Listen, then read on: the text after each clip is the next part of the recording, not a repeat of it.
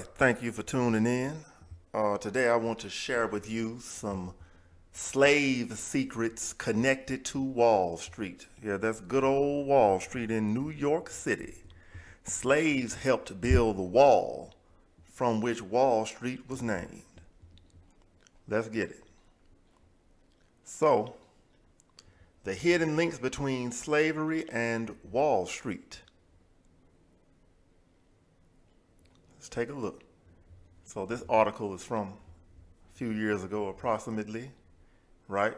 And it says this month marks 400 years since enslaved Africans were first brought to what is now the United States of America.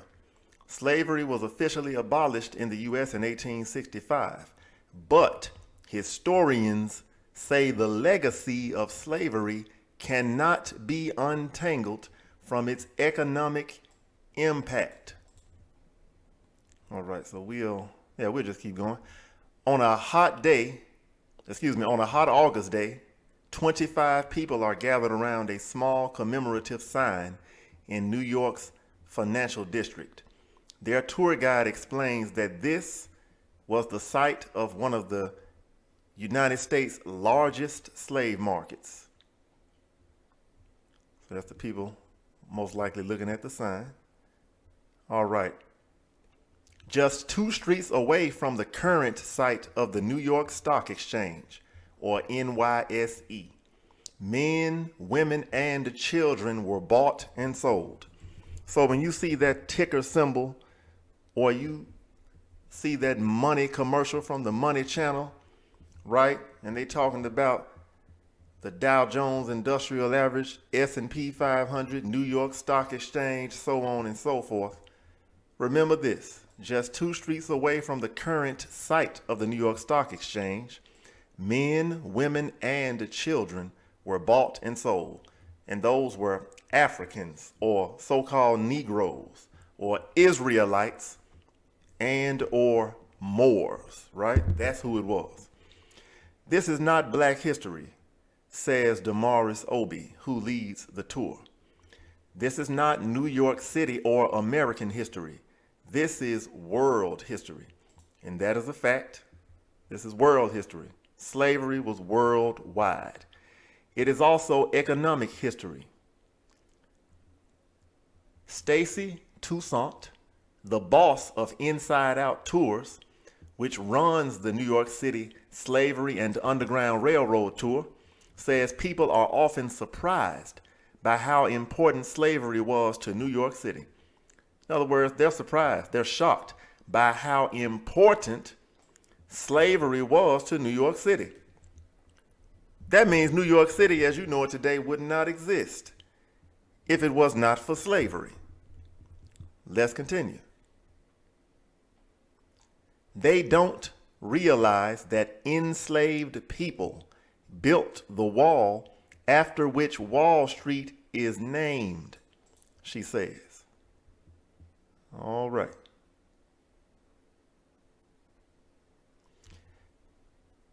Well, we'll look at this picture too. Damaris Obi leads a walking tour through historical places tied to New York City's role in slavery. So it sounds like Brother Malcolm X was right. Everybody talking about down south. He said, as long as you south of the Canadian border, you're south. And he was right. By some estimates, New York received 40% of U.S. cotton revenue through money its financial firms, shipping businesses, and insurance companies earned. But scholars differ on just how direct a line can be drawn between slavery and modern economic practices in the United States. I'm sure, because they don't want the full extent of it to be known, some of these scholars, right? People in non-slave areas, Britain and free U.S. states, routinely did business with slave owners and slave commerce, says Gavin Wright, professor emeritus of economic history at Stanford University. But he says the uniqueness of slavery's economic contribution has been quote unquote exaggerated by some.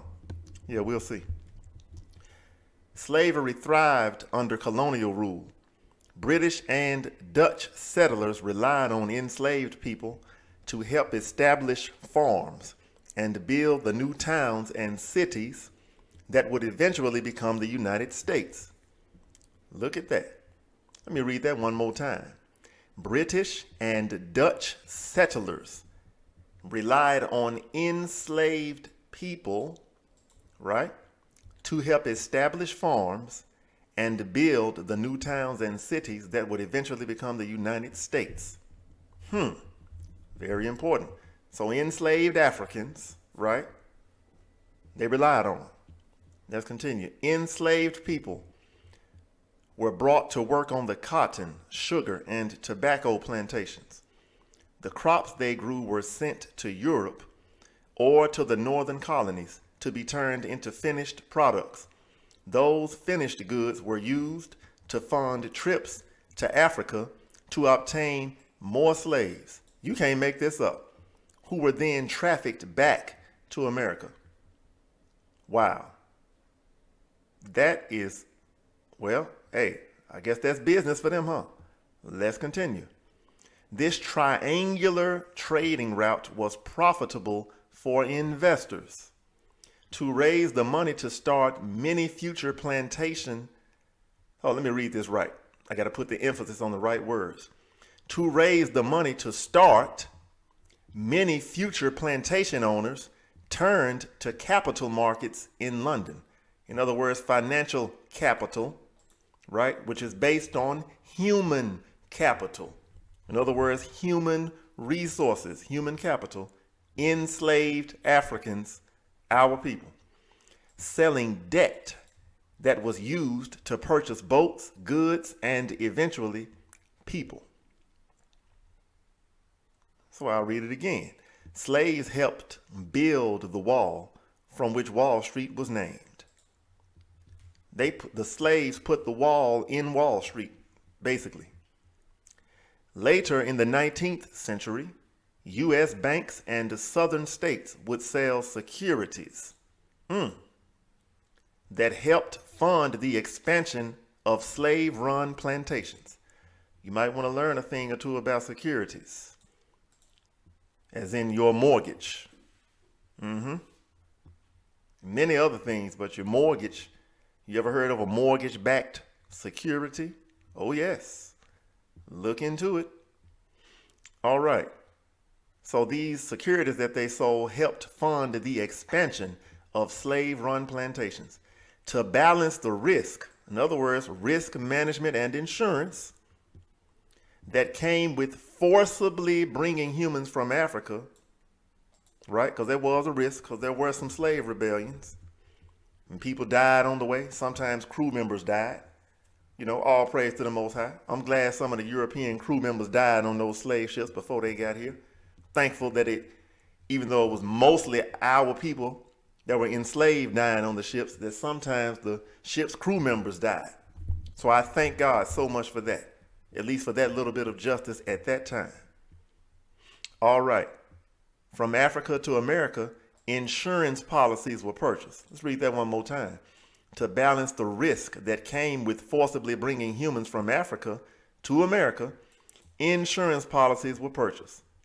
So they're going to protect their investment, but they cared nothing about protecting human lives, our people's human lives.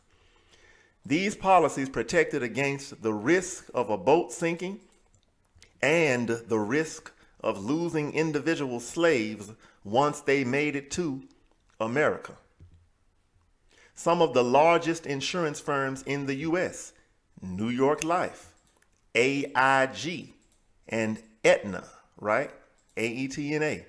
You probably have heard of them. Sold policies that insured slave owners would be compensated if the slaves they owned were injured or killed.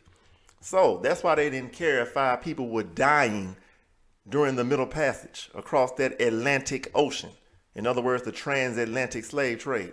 Because if the slaves died, they would get an insurance payout. If they got injured, they would get an insurance payout. And if they survived and were still intact, then they would receive all the benefits of that forced labor. This is a cold-blooded, heartless system. Cold-blooded, heartless system. All right. By the mid-19th century, exports of raw cotton accounted for more than half of U.S. overseas shipments. What wasn't sold abroad was sent to mills in northern states, including Massachusetts and Rhode Island, to be turned into fabric. The money southern plantation owners earned couldn't be kept under mattresses or behind loose floorboards. American banks accepted their deposits and counted enslaved people as assets. In other words, in accounting, you have assets and liabilities. Assets are things that put money in your pocket. Liabilities are things that take money out of your pocket. So our people were assets on their accounting ledger, their books. When assessing a person's wealth, let's look at that again. You know how you want to calculate your net worth, right? How much your estate is worth? American banks accepted their deposits and counted enslaved people as assets when assessing a person's wealth. In recent years, U.S. banks have made public apologies for the role they played in slavery. I'm glad they made the public apologies. Now all they need to do is make some public payouts. Not in this inflationary monopoly money either, but in the form of mortgage forgiveness. How about you erase that mortgage that our people have so they can own the house outright? Because giving them a check now, the money has lost most of its value. And I'll prove that later on in this video. And so sometimes I make these videos short because I know people are busy. Some people got short attention spans, whatever. But anyway, I'm not going to shorten this one. So you might have to click forward, click backwards, whatever you got to do. Pause it, come back to it. We're going to get this knowledge. All right. And hopefully you will get some understanding as well. And with both of those, then you have an opportunity in your life to use wisdom. In other words, make wise decisions with your time, energy, effort, and money, right? Based on what you know happened in history and how this financial system is really set up. So in 2005, J.P. Morgan Chase, I'm sure many of you have heard of them, as in these Chase credit cards. Currently the biggest bank in the U.S., at least at the time of this article, probably still is today, admitted that two of its subsidiaries, in other words, smaller corporations that are attached to the bigger corporations, subsidiaries is like children. Citizens Bank and Canal Bank in Louisiana, those are the subsidiaries, accepted enslaved people as collateral for loans. So that so-called mortgage you got on your house, the house itself is the collateral, right? If you don't pay, they foreclose on you, right? Assuming that they loaned you money in the first place, but that's another topic. But they used enslaved people as collateral for loans. In other words, enslaved Africans, enslaved Moors, enslaved Israelites or Jews, enslaved Negroes. I'm naming all of these different people by name because, well, they're the same people most of the time, but I'm calling these different names and titles so that everybody knows who I'm talking about and who I'm talking to, because we're not going to be divided by these names and religions, right? You got black and brown skin, dark skin, and you were enslaved over here. Your ancestors were enslaved. Then I'm talking to you. If plantation owners defaulted on loan payment, the banks took ownership of these slaves. I need you to add this to your mental Rolodex. Add this to your notes, in your brain, in your mind, right? If plantation owners defaulted on loan payment, that means they couldn't pay or they didn't pay, the banks took ownership of these slaves. So instead of repossessing a vehicle, a car, a truck, or SUV, instead of foreclosing on a home and throwing the family out on the street, they took ownership of these slaves, these human beings. So you need to really think about these banks, especially J.P. Morgan Chase, because that is in their history. Citizens Bank and Canal Bank. And you know it wasn't just them. Well, here you go. It's telling you right here. J.P. Morgan was not alone. The predecessors that made up Citibank, Bank of America. Oh, I know you heard of them. Wells Fargo. I know you heard of them. They got a whole lot of mortgages. And Wells Fargo is known in recent times for opening up, I think it was over 1 million fake checking or savings accounts in some of their customers' names without their permission, just so they can make a quota, because they put so much pressure on their employees to reach a quota or a certain number of accounts. So they're still thieves to this day, right? Wells Fargo is dirty right now. I mean, even in their current business practices. But nonetheless, all of them are among a list of well-known U.S. financial firms that benefited from the slave trade. So for the people that try to minimize and act like slavery didn't help this country as much, it did. It helped a lot, right? Quote, slavery was an overwhelmingly important fact of the American economy, explains Sven Beckert, Laird Bell Professor of American History at Harvard University. There you go. Now let's see. It's the New York slave market in 1730. So it's like a drawing of what it appeared like at that time. Let's continue. Professor Beckert points out that while cities like Boston never played a large role in the slave trade, they benefited from the connections to slave-driven economies. So we need people today to understand that just because you didn't participate directly in the slave trade does not mean that you didn't somehow benefit from it, right? Just like Boston never played a large role in the slave trade, but they still benefited from the connections to slave-driven economies. You know, like the for-profit prison today, which is known as the new Jim Crow. Your current for-profit prison system, which Kamala Harris promised that her and Joe Biden would close down and change if they got elected, and they've been elected and they have not fulfilled their promise, nor has she or he even spoken about it. The for-profit prisons are still opening and thriving, and they're not doing anything to try to shut them down. It doesn't mean the prison itself will be shut down. It means the for-profit motives would be removed from it, and it would no longer be for profit. You know, you just pay the people that work there their wages, but don't let them trade it on Wall Street. So our brothers and sisters that are in the prisons are being traded on Wall Street right now, because that new Jim Crow for-profit prison system is indeed slavery in 2023. Yes. So I need you to remember these things. Get this knowledge. Understand it. Learn the ins and outs of it, and then wisely act.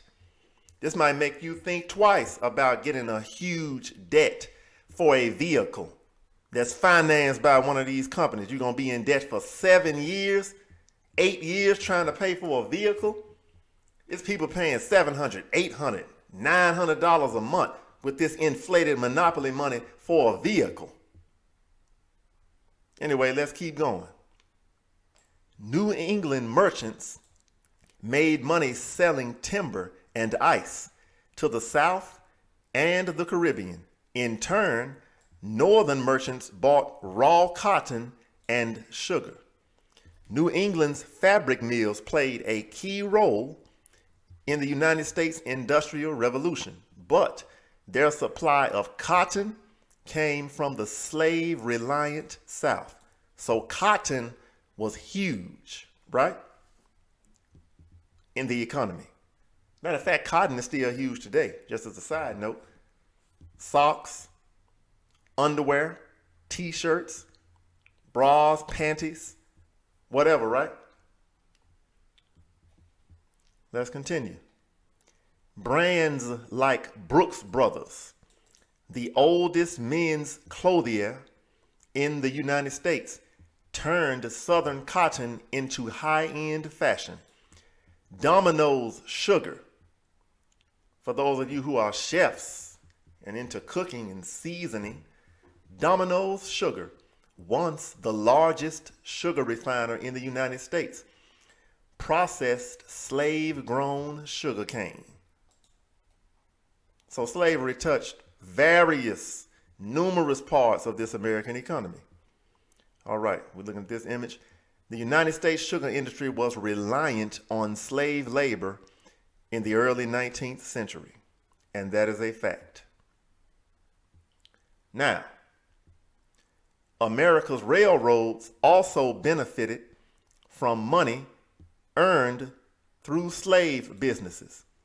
In the South, trains were built specifically to move agricultural goods farmed by enslaved people. And the slaves were also used as labor to build the lines. Some scholars even argue the use of slavery shaped modern accounting. Well, just drawing from context clues as I read this, I believe it's true as well. First thing came to my mind when they talked about assets and collateral for bank loans being slaves, and the bank basically repossessing human beings.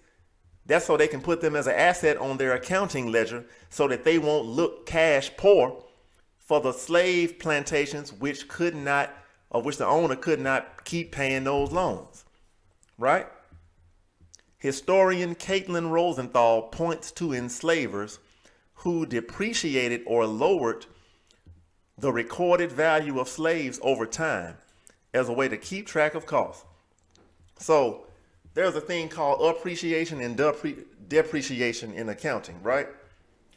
These people basically depreciate, which means lower the current actual value or cash value of the enslaved people over time as a way to keep track of costs. So I guess you get older, a little weaker, perhaps a little sick, maybe an injury. They're saying, well, this slave is no longer worth what they were when they were 20 years old because they've been working hard and now they're 32. So we're going to depreciate their value so we can save on some cost.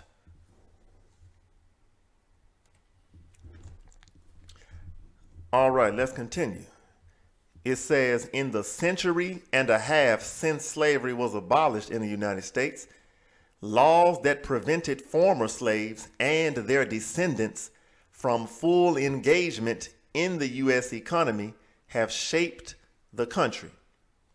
Let me read that one more time. In the century and a half, that's 150 years, basically up to right now. So in the last 150 years, since slavery was abolished, since they got rid of slavery in the U.S., laws that prevented former slaves and their descendants, that's us, that's you and me, right? If you're a so-called Negro, that's you. You are a descendant of these former slaves. Their laws prevented you and me from full engagement in the U.S. economy, and they have shaped the country. You know what that's called? That's called systemic racism. So for the people to try to act like that doesn't exist, that's just what they're doing. They're acting. Because the American dream for some people in this country is just that. It's an American dream, not an American reality. Understand that. Now, does this mean we can't have any success at all? No. But what it does mean is they set up a legal and economic system to make sure that Negroes would remain at the bottom perpetually unless some phenomenon, basically divine or natural intervention, right? Basically God's judgment, right? So there are some things we can do as individuals, some things we can do as communities and groups, right? We can help ourselves, especially if we're able to somehow unite with our people on the continent of Africa who agree that slavery was wrong, right? And actually still love us and care about us. But I'm just telling you, this system over here, they intended for so-called Negroes to remain at the bottom. And you feel the sting of that when you apply for a job, right?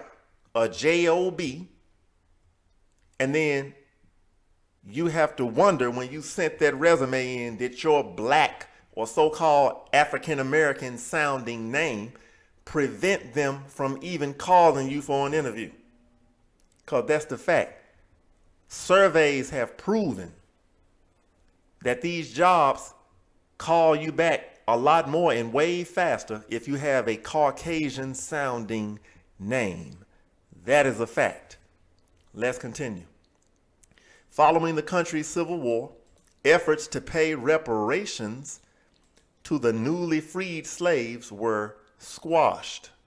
So they don't want to pay it. They didn't want to pay it then, and they really don't want to pay it now. Although you got a few states like California and one other city inside of a state was talking about reparations, right? President Andrew Johnson, who took over after Abraham Lincoln's assassination, did not want to alienate white Southerners during the period of Reconstruction. A series of laws that economically and politically disenfranchised. Basically, that means that took away your power to vote, took away your power to have a voice in the government. So to disenfranchise somebody means to take away their voice or their power politically.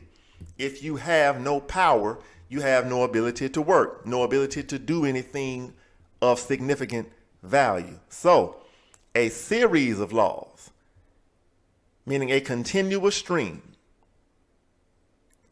I'm breaking it down for you because this is not just reading. We need to know this stuff, understand it, and then wisely act. So I would suggest you do everything in your power to stay out of bad debt. So-called African American, so-called Negro, right? Some of you calling yourself Indians too, right? If that's you, I'm talking to you too. Debt is not something that we want to be in forever for these mortgages on these houses and these chattel mortgages on these vehicles, because that's a mortgage too. It's just called a chattel mortgage, meaning personal property. Real estate, real property is like houses and land. Chattel is personal property, like cars and furniture and jewelry. Right, let's continue. So, a series of laws that economically and politically disenfranchised formerly enslaved people led to many of today's inequalities. You see that? Led to many of today's inequalities, according to historians. Look at that, J.P. Morgan Chase and Company. That's right. They're going to have you chasing that American dream until you find out that it's not a reality, until you realize the monopoly/slave game that they've been playing on you. And then you begin to play it in a way that is more beneficial to yourself, your family, and hopefully your people at large. Many U.S. banks have links to financing the slave industry. So you know how much I care about what they would give me on a credit rating, right, or a credit score. I'm not telling you that credit is not important, but their credit score, as far as I'm concerned, I'm not going to say zero, because zero means no credit. As far as I'm concerned, their credit score is 350. If I had to give them a FICO score, it's 350. Look, 325. Can't buy anything, right? These people have the nerve to give you a credit score, but they financed your slavery. You can't make this stuff up. You should have excellent credit automatically to at least get your first home and your first nice vehicle. That would be a little bit of reparations. And I do mean little, because if you have to pay a loan back, that's still not helping you that much. New efforts to find ways to pay reparations are finding traction in the 2020 race for president. All right, so they probably wrote this article around that time, because this is 2023 now. Let's see what else. All right. New Jersey Senator Cory Booker, a candidate for the Democratic nomination, has proposed a bill to set up a committee that would consider how reparations might be paid. Yeah, I can tell them how it might be paid and how it should be paid. And I can also tell them how it's not only reparations, but when you're giving somebody back what's theirs, is called reversion of estate, but that's something else. Many Democratic candidates say they support the idea of exploring proposals. Yeah, they support the idea of exploring it, but they ain't gonna actually do it. These Democrats just want you to vote for them and then do absolutely nothing for you and then call you stupid for voting for a racist Republican. Meanwhile, the Ku Klux Klan was founded by Democrats. You can't make this stuff up. So really you can't trust either side. You got to make your decisions based on a case-by-case basis, or you got to figure out how to work outside of this system. And as far as I'm going to take that on this video in that subject. So here we go. There are few specific proposals, though, and polls show a majority of Americans don't support the idea. Oh, I'm so shocked. Here we go. Just 50 meters or 160 feet from the sign marking the city's slave market, New York's stock market was formed. While politicians differ on how to address America's legacy of slavery, historians agree that the proximity of the two markets is at least an indication of the connection between its economic legacy and its legacy of slavery.